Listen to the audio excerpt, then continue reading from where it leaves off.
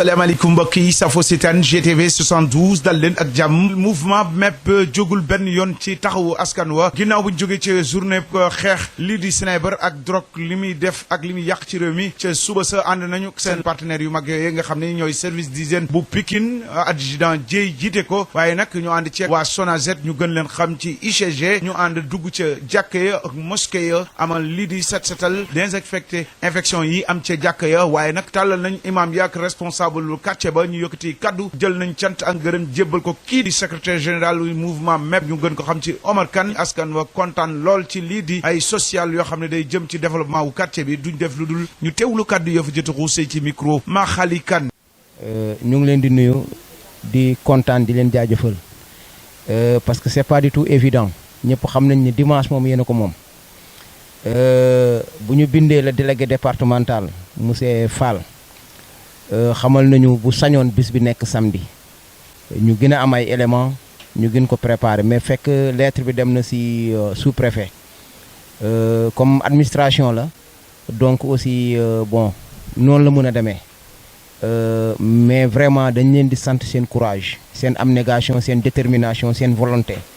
donc c'est un acte donc di leen remercier bu baax a baax di wax ne partenariat bi day continuer ñun dañoo bëgg chaque 1 mois parce que dañoo am un programme bien défini chaque 1 mois mbala chaque 2 mois ñu organiser benn clean day bu mag bi nga xamante ne tey ce sera un samedi lay nekk ñu mën a dugg ci les coins et les recoins defar lépp suñu dëkkuwaay parce que ñu ngi sax ci ay démarches pour suñuy partenaires dimbali ñu ci ay poubelles yi nga xamante ne tey kër gu nekk dinañ ci mën a instaurer benn poubelle bi nga xamante ne oto bi dinañ ñu dimbali ñuy ñëw ba jage ci koñ bi nga xamante ne benn heure bi bu signalé rek toute la population génn waaw pour ñëw dem évacuer les ordures pour ñu dem déposer ko loolu moom mooy objectif MEP ñu ngi ci éducation ñu ngi ci environnement ñu ngi ci lépp donc vraiment ñu ngi leen di sant bu ñu sañoon nag waa service d'hygiène ñu ngi ci yoon bi di ñëw mais comme seen temps écoulé na bu yàgg donc ñu dañuy jéggalu bu baax lu ñu leen retenir fii mais bu ñu sañoon ngeen fekkee loolu ñu immortaliser moment bi mais comme noonu la ko yàlla dogalee xam naa prochaine fois mooy dàkk l'essentiel kontaan nañu ci turu mouvement bi ñu ngi leen di sant vraiment di leen gërëm bu baax a baax ok merci. ñoo ngi nuyu ñëpp waaye ñu ngi nuyu kilifa gi ñu fekk waa gox bi ñëpp ñoo ngi leen nuyu bàyyiwuñu kenn waaw ñu ngi leen di sant ñu ngi leen di gërëm waaw kilifa bi kon li mu wax rek kaddu yi dégg nañ ko bu baax a baax a baax waaw bu ñu ñëwee ci gox moom balaa ñu def dara dañuy nuyu waa gox bi. bañ dugg see si koñ bi wax dëgg yàlla liñ fi fekk ba ñu xoolee secteur bi xam naa koñ bi xam naa waaw kon li Omar wax rek manqué na waaw te ñun nag waaw noonu la demee kon yor yàlla loolu la ñu boole nag ñu ñëw si secteur bi pour liggéey ñun lu ñuy wax rek la ñuy def suñu kilifa gi Mbaye Dioum moom moo ñu yebal fii waaw Mbaye ñoo ngi koy sant ñoo ngi koy gërëm ak Bokar Oumissi Seydou Malick ñëpp ñoo leen sant ak éléments yi ñu àndal yëpp équipe yi ñëpp ñoo ngi leen di sant ñoom ay jàmbaar lañ waaw ñoom liggéey moom moo leen fi indi liggéey rek moo leen fi moo leen tax a jóg mais kon tey li nga wax sànq rek bu doon kii samedi la tombé tey di nga xam ne carrément kon secteur bi dinañu waaw mais kon dimanche bi da am temps boo xam ne ñoom waaw moo loolu daal ñun kaddu la ñu mën a wax ñoo ngi sant daal ñoo ngi gërëm nga xam ne yàlla defal ñu jàmm defal ñu wér defal ñu lépp def ko mboolum jullit léeg-léeg dañuy doog a tàmbale kon li nga wax rek ñoo ngi doog a tàmbale kon ko demee ne nii incha allah si kàttanu yàlla boo jàppee 1 mois 2 mois di nga si beneen changement boo xam ne carrément li nga bëgg lépp dinañ la ko defal si bu soobee suñu borom waaw ñoo ngi lay ñaan yàlla may la kattan may la wér ndax ndaw nga jeune nga da ngay am si loo bëgg suñu borom egg la foo bëgg egg yaa xam ak ñi nga àndal ñëpp suñu borom defal la ko si bijaay Seydina Mouhamed sama équipe bi nag maa ngi leen ñaan yàlla suñu borom lépp góor gi lu ma ngeen ñaan ay jàmbaar ay jigal lañu ay bañkat lañu waaw ñoom bu ñu nekkee si le terrain boo leen séenee da nga naan nañuy doon nekk ñu ay jax jigéen foo leen fekk liggéey nañu waaw damay kiyante ak ñoom sax mais du yàgg temps leen doon di waaw mais dañoo nangu lépp lu mën a doon rek yokku leen ñaani rek ngeen gën ñoo ñaaxaar si waaw ñu moom dañu mënta kàddu ko waaw ñoo ngi jégalu baax amiin yaa rabbi waaw ñu ngi leen di nuyu di leen ziar di leen ñaanal yàlla di ñaan suñu boroom yàlla mi am pay yàlla na leen yàlla fay liggéey bi nga xam ne moom ngeen liggéey fii ci Léona Thiaroye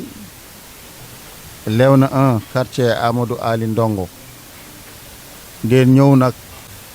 ànd ak pas-pas ànd ak yéene bu rafet ànd tamit ci liggéey boo xam ne liggéey bu mocc ayib la tey ku gisoon koñ bi ni mu mel su fekkee ne koñ bi nii la doon xëyee chaque jour ñun ñi nga xam ne ñun ñooy mag ñi dañuy fier parce que toujours dañuy nekk fii di wax xale yi seen ndox yi ngeen di xam ne yéen a ngi koy sotti fii pàcc lii rafetul. ñi nga xam ne sax dëkkuñu ci koñ bi suñ fiy jaar dañuy xoolaat bu baax di ne koñ bee moo gën a set koñ bi moo gën a salte te nekk ci gox ñu lay sikkal sa koñ dafa salte loolu rafetul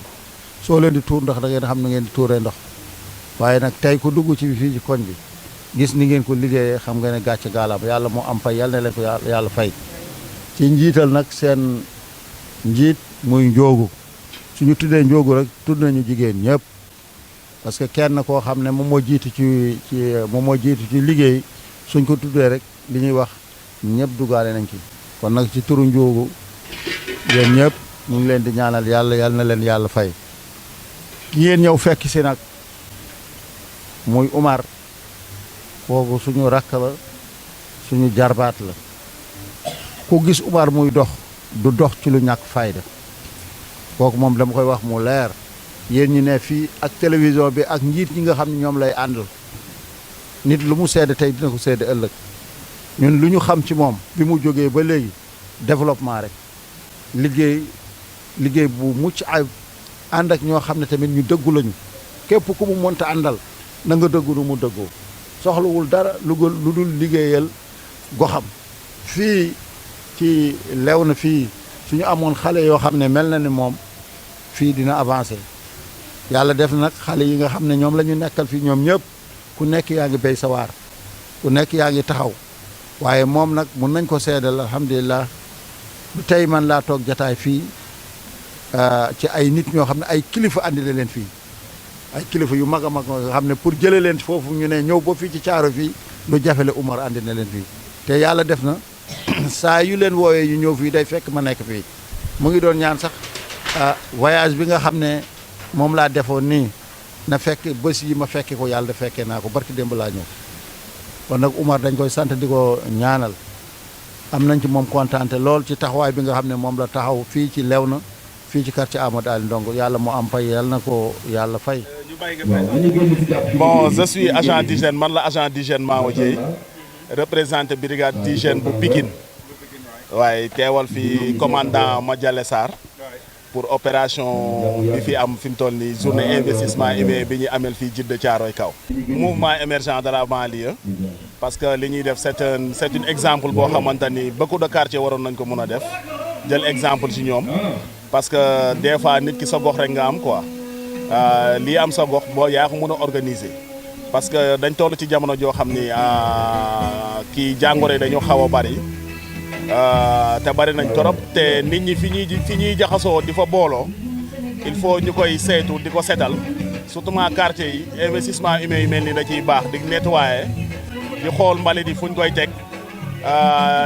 di déplacer mbalit yeeg yooyu noonu lu mel ni ci mosquée yi ak ci daara yi te daara yi tamit daara yi dañoo xaw a vulnérable li fa nekk ci ay taalibe dañ fay dajaloo te la plupart dëkkin bi foofu day xaw a doy waar te yu mel ni moom la ñuy mën a jóg di désinfecter daara yi di wàññi microbe yi di rey vecteurs yi tamit lu ci mel ni yooyu matt yeeg yooyu di leen ci rey di leen ci dimbali bu ko defee contamination bi mën a wàññeeku. lu ci mel ni ci jàkka yeeg jumaa yi tamit rassemblement bi heure julli yi nit ñi dañuy taxaw dañ fay nekk ku nekk fay daje ku si nekk ak peut-être des fois duñ ne ñëpp am jàngoro waaye ku si nekk ak sa jàngoro bi ngay indaale ci jumaa ji waroo ko fa bàyyi kon nag ci yu mel nii lañ koy mën a désinfecter jumaa ji mën a rey yenn vecteurs yi pour mën a dagg chaîne de contamination bi waaw di ko digal carte yëpp nag bu ko defee ñoom ñëpp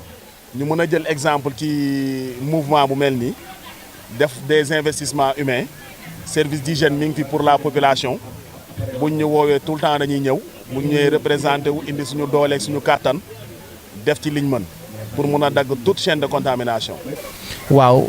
pour l'instant suñu cible dinañ am 3 ba 4 mosquées ak benn daara ba 2 ça dépend ci produit yi fu mu yem rek ñu yemale ko fa mais pour l'instant loolu lañu listé loolu lañu ciblé pour l'instant. voilà comme nag nu ko adjudant Mawo Dieye waxee dinañu xool aussi benn journée de sensibilisation concernant kër yi mooy pono yi ñu fiy bàyyi mbalit yi ñu fi bàyyi écoles yi et tout donc suñu objectif parce que mouvement bi c'est dans toute l'étendue de la banlieue yemuñu fii rek mais béy sa weewu tànk fii la ñuy nekk en tant que si commune Djiddah Thiaroye Kaw lañ nekk ñun fii nekk suñu fief mais après dañ koy transférer yeneen quartier parce que Djiddah Thiaroye Kaw plus de 66 quartiers dafa kii te ñun aussi vraiment di lancer un appel surtout autorités yi aussi nañ ñu gën a jàppale lu rawatina municipalité bi parce que loolu moo tax population bi teg leen fi di nuyu aussi suñuy partenaire mu nekk docteur Rose Wardini mu nekk une dame de fer un très bel exemple de ce que la femme doit être dans sa société bu ñu demee ba tey mouvement bi yegg fii yàlla ak moom la mu ngi ñuy jàppale di ñu tetee gis nga démb journée bu ñu doon lutter contre la drogue sensibilisation bi contre la drogue dafa indi une forte enveloppe xaalis indi benn délégation boo xamante ne tey moom mu ñëw ànd ak ñun parce que moom dafa voyager n'est-ce pas donc yu mel noonu ñooñu dañ leen soxla réew mi dañ leen soxla ku mel ni docteur Rose Wardini ak yow yàgg nga ñëw couvrir suñu événement lépp li nga xamante ne mouvement bi yegg na fi yàlla ak moom ak quelques bonnes volontés yi nga xamante ne vraiment ñu ngi ñuy jàppale si liggéey bi. mbokk yi safoo seetaan GTV 112 gis ngeen que noonu le mouvement MEP amal lii di le ànd ñu ngi fas yéene ànd ak le président ànd ak waa service d'hygiène ñu fas yéene dem seen cible nag man ci lay mën naa yéegale grand ma yéeg ba doyal voilà mi ngi noonu président ngi noonu di yéeg ci oto bi pour fas yéene ànd ak waa service d'hygiène ñu war a dugg ci jàkka yi donc mbokku téléspectateur GTV 112 comme ni ñu leen ko waxee rek ay jamono yu yàgg di nga dégg ñu naan service d'hygiène ñi ngi pompe dëkk bi tëj leen ndaa yi waaye tey comme gëjoon nañ gis lu mel noonu avec la mouvement MEP tey yombalal nañ ñu mën a dem ci mosquée yenn yi dindi infection ya fa nekk donc voilà. jàkka ji ñun fii lañ juddoo fii la ñu yaroo te jumaa ji ngay gis nii dafa nekk jumaa de référence imam ratib Tidiane Tall papam waliwu bu mag la woon bi nga xamante ne mooy Thierno Hamme Baba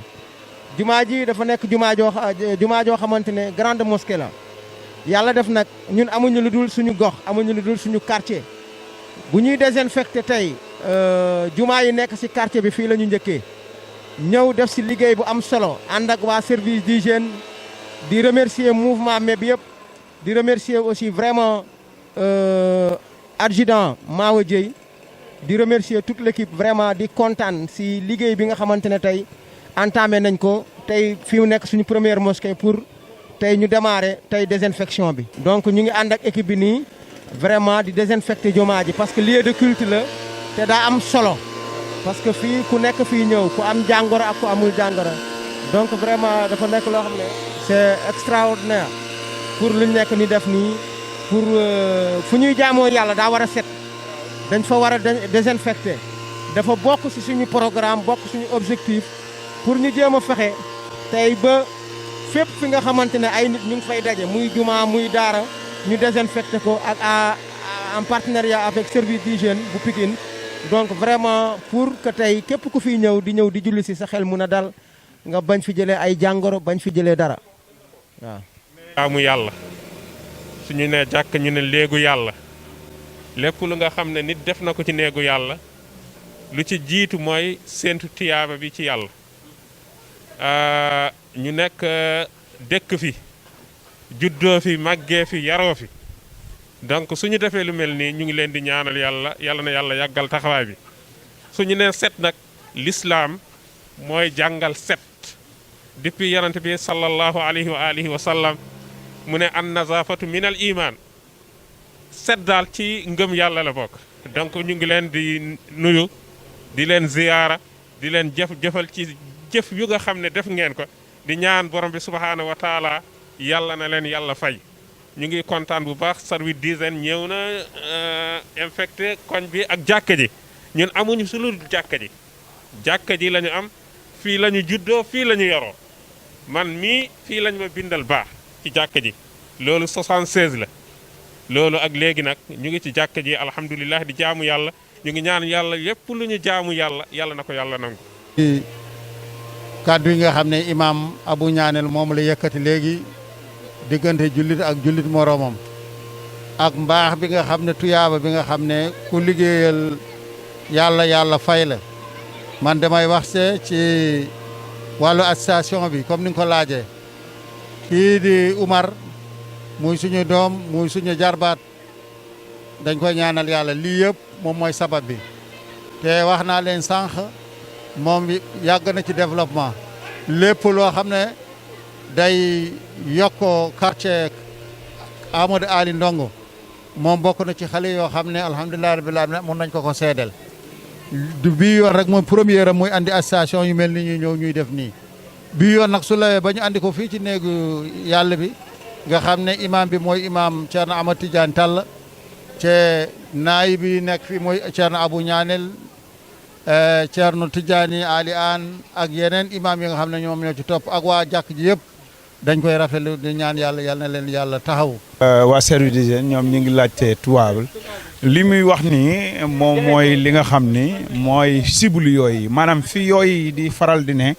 ak infection yi fi ñu nekk ñoom xam nañ ko fa la ñuy jubal direct mi ngi nii di dem ci toilette yi waaw di fas yéene xool toilette yi waaw fi nga xam ne yooyu fa la ñuy làqu voilà.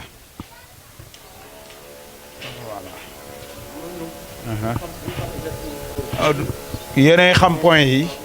waaw dégg nga ko nee na ñoom ni ñuy xamee point yooyu ak làqukaay yooyu fi ñuy nëbbatu ñoom niñ koy xamee keneen du ko xamee noonu macha allah donc gis ngeen ko ñu ngi ci toilette yi waaw. mën nañu fii daara la goo xam ne imaamu dëkk bi Tidiane Tall fii la ne Thierno Tidiane Tall fii la ne ratis jumaa ji voilà lii ngay gis ni fépp fu yoo doon taxaw rek ku fa taxawee day dee donc mu ngi noonu.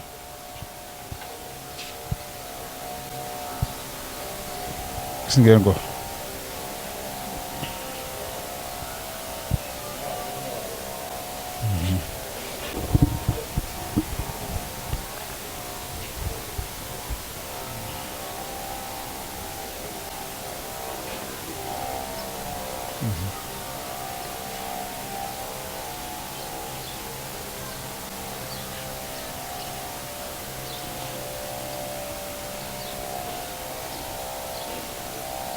nga xool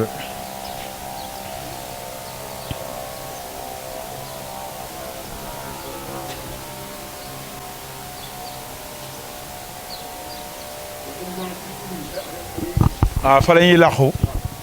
waaye yéen da ngeen di xam point yi secteur yi ñuy làqu ok ñoom fii la ñuy nëbbatu bëccëg guddi gi ñu génn.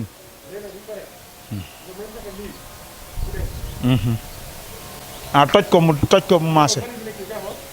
mbalit bi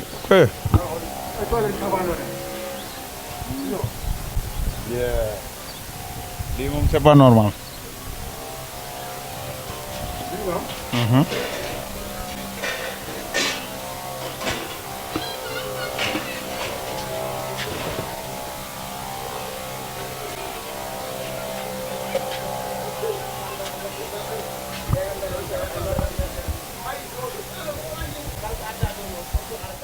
mboolem kàngang yu rëy yoo xam ne jóge nañu ci gox yu fasantiku ba ci ki nga xam ne mooy Rose Wardini yónnee na fi délégation moom laa ci jiite rek moom laa ci xam ak ñeneen ñi ñoom ñëpp ku nekk wax nañ ci waxtaan boo xam ne pour sensibiliser xale yi ci wàllu drogue bi ñuy dox ñu bàyyi ko ñu topp yoon bu baax. tey ngeen xëy tamit waa Sonatel ñëw bale koñ bi yëpp ba mu set. après tey ci suba si ngeen jóge fële ci jàkk ji fii ngeen ñëw fii nag fii mooy këru njabootu Thierno Hammet Baba Tall ci Ciloñ Thierno Hammet Baba Tall ci Ciloñ comme soo waxee Serigne Touba ci Touba nga wax Seydi El Hadji Malick ci Tiwaawoon noonu la Thierno Hammet Baba Tall mel ci Fuuta mooy Serigne Fuuta yëpp ku mu jàngalu taalibeem jàngal na la fii ngeen ñëw fii nag fii mooy kër njabootam ci njiitalu imam ratib muy Thierno Amadou Tidiane mooy seen mag toftal ci Thierno Seydou Nourou moom moo nekk fii ñu toog jataay ñu toog nii kii la ñu tuddee Thierno Hammet Baba Tall mooy turndoo Thierno Hammet Baba Tall moo rakk ci imam bi Thierno Amadou Tidiane fee mooy Ceerno Alhaji ñuy wax Serif Muxtaar waaye alaji liñ ko gën a xamee njabootam na moom moo nekk fii kër gi këru diine la comme ni ñu xamee seen maam ci diine ci Fuuta ku mu jàngul taalibeem jàngal na la ko daara ji nekkoon foofu moom moo ñoo soxee ko fii yëpp ay daara la soo leen ñëwee nag yéen tamit ngeen ñëw fii ci Léona ngeen ne soo leen jógee ci jumaa ji da ngeen di ñëw fii ngeen liggéeyal fi tamit comme ni ngeen def ci jumaa ji dañuy sant yàlla ñu santal leen yàlla kon nag ñu ngi ñaan suñu borom yàlla nañu yàlla defal jàmm yàlla tamit fay leen yéen jëf ju baax ji ngeen xam ne yéen a ngi koy dox ci réew mi di ko dimbali ci jullit yi ñëw xam nañu ci nawet lañu jëm wala ci nawet lañu jógee te fan yi xam ngeen feebar yi bari na ngeen ñëw ngeen def nettoyer pompe loolu moom dimbali jaam ñi la ndaxte ku wax daara xam na ay xale ñoo fay jàng xale yi nga xam ne ñoo ne ci kër gi ak njaboot gi ak xale yi nga xam ne ñoom ñoo jógee seen kër ñëw fii di jàng ñooñu ñëkk ma su fekkee ñëw ne ngeen defal leen nettoyation ngeen def ay pompe bi loolu dañ koy rafetlu bu baax. waaw ginnaaw ba nu sant yàlla jul ci Yonent bi sallallahu alayhi wa sallam xanaa di rafetlu rek taxawaay bi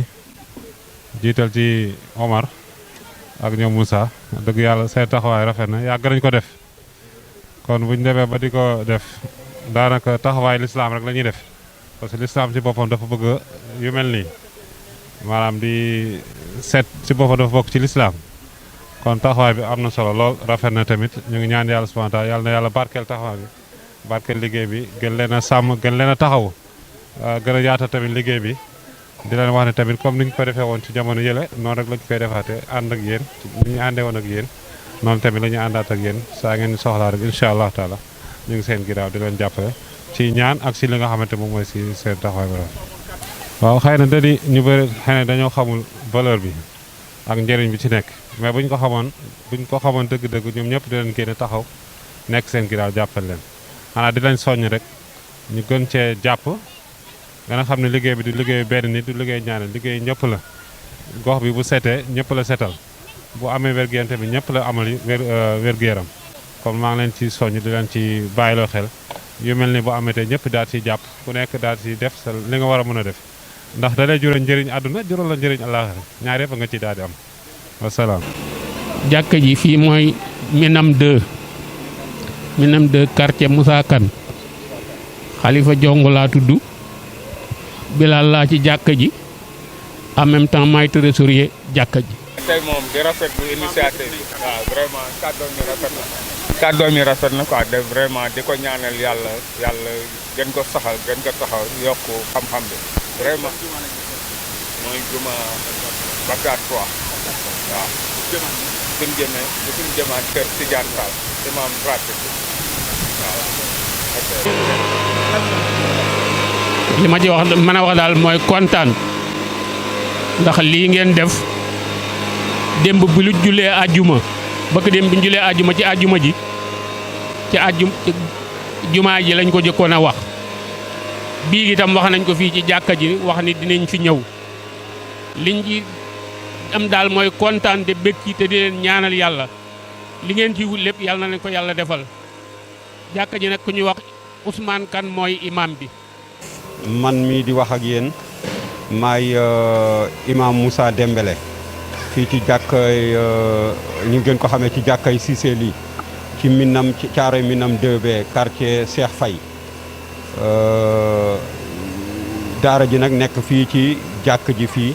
ñu ciy jàngale alquran ñu ciy jàngale waxu yàlla ak hadis yonent yàlla Muhammad sallallahu alayhi wa sallam ndax yonent yàlla Muhammad sallallahu alayhi wa sallam daf ñoo jàngal ne xayrukum man taadaahu xayruhu ila xayrihi yonent sallallahu alayhi wa sallam dafa ne ku gën ci yéen mooy ki nga xam ne fexe na ba wut njëriñ waaye njëriñ bi du yem ci moom fexe ba jàllale ko kon su ma doon définir association bi ci seen liggéey gu màgg gi liggéey bu kaye bi noonu laa koy définiree mooy kon dañoo wuy woote yonent yàlla Muhammad sallallahu alayhi wa sallam fexe ba nga am njëriñ mais bu njëriñ bi mu des yow mais na nga fexe ba tamit njëriñ boobu nga injecté ko tamit ci say mbokk jullit ñi loolu lañ def tey ndax ñoom ci suñu liggéey lañ nekk ndax di conscientiser nit ñi di def ay conférence di wax ci drogue bi di wax ci xale yi surtout ci banlieue loolu liggéey gënu koo kawe yonent sallallahu alayhi wasallam nee na nga fexe ba kenn jubee ci yow rek moo gën yàlla jox la gëléem bu sëf ay alal bu dul jeex kenn jubee ci yow. te lii ñuy def conférence bi ñuy def loolu nga xam ne ci wax ci dorog ndax nit ñëpp bu ñu fexee ba nit ñëpp bàyyi dorog bi sori caaxaan yi sori yëpp xam seen objectif xam li leen war jàngale su boobaa suñu société bi dina nekk société bu baax surtout banlieue bi. kon ñu ngi leen ciy gërëm ñëw gi ñu ñëw tamit yemuñ ci loolu waaye wàccaat ci banlieue bi ñëw ci tamit di surtout ci jàkk ji ci daara yi di nettoyer daara ji ba pare tamit di pompe dëgg-dëgg loolu liggéey bu kawe la liggéeyu l'islam la ñuy liggéey. kon ñun amul lu dul di leen di gërëm ci loolu association yëpp dañoo war a taxaw pour jëriñ société bi rawatina banlieue yi suñu amee association yi nga xam ne dañu dëgg-dëgg dañu conscientiser nit ñi di leen di yedd di leen di yee di leen di teg ci yoon bi loolu rek moom mooy jëriñ quartier bi. waaw ci li nga wax dañ ciy sawar a wax ndax comme ni nga wax porteur de voix lañu fu may njëkkee rek mooy association yu mel nii. dama leen di ñaax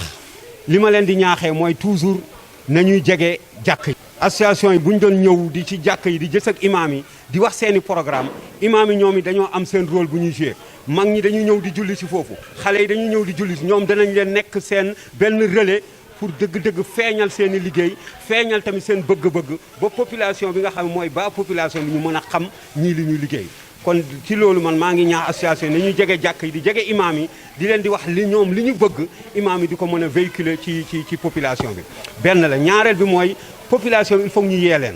parce que tey dañoo nekk ci jamono ji nga xam ne internet beeg yëpp dafa dem ba nga xam ne nit ñi seen bopp lañ nekk.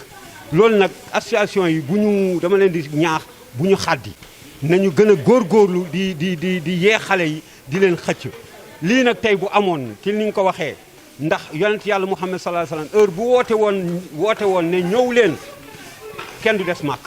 ndax xam nañ ne njëriñ la tax mu woote kon nag loolu mooy lii ba tey mooy lan mooy association yi dañoo jóg pour lan woo population bi pour ci li leen di baaxal yàlla daf ñu wax ci Alxuraan suñ leen woowee ci li leen di dundal na ngeen wuy si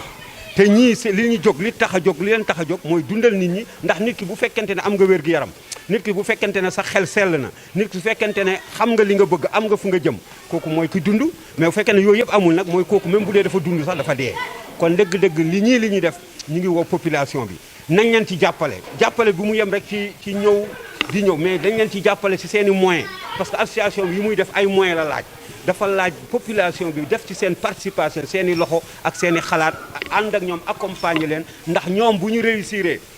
ñun ñëpp ñu réussir ndax dañoo jóg pour lan pour mën a mobiliser nit ñi teg leen ci yoon yu baax yi léegi nag dañ leen di ñaanal yàlla gën leen dëgëral xam ne lu métier bu noble lañ yore association bi ñu yore di def yëf yi lu noble la booy yëkkati dara nag lu am solo bu ci xaddi